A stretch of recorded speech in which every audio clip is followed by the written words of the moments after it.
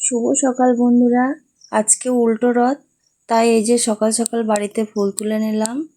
আর এই 5 রকমের ফুল আপনারা দেখেছেন, আমাকে কমেন্টে জানাবেন। আর বাড়ির ছাদে এই যে ফুল তুলছি, আর রজনীগন্ধাও তুলে নেব। আর এরকম ফুল বাড়িতে থাকলে কত সুন্দর আনন্দ লাগে মনে, তাই পুজো দেবো গা। রজনীগন্ধাটাও তুলে নিচ্ছি। নিচেতে চলে গিয়ে দেখছি বাড়ির সামনে রথ চলে এসছে, চাল দিতে চলে গেলাম। তাই প্রণামটা করে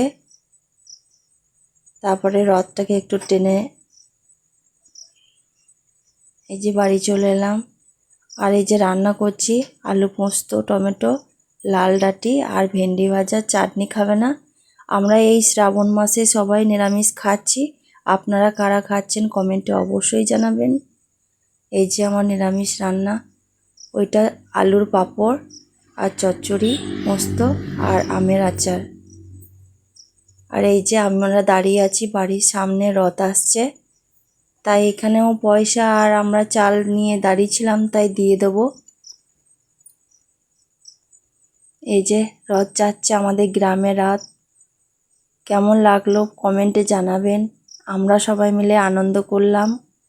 আর বাড়ির সামনেই এই যে সবাই আমরা জয় জগন্নাথ করতে করতে বাস স্ট্যান্ডে চলে গেছি, মেলাতলায়।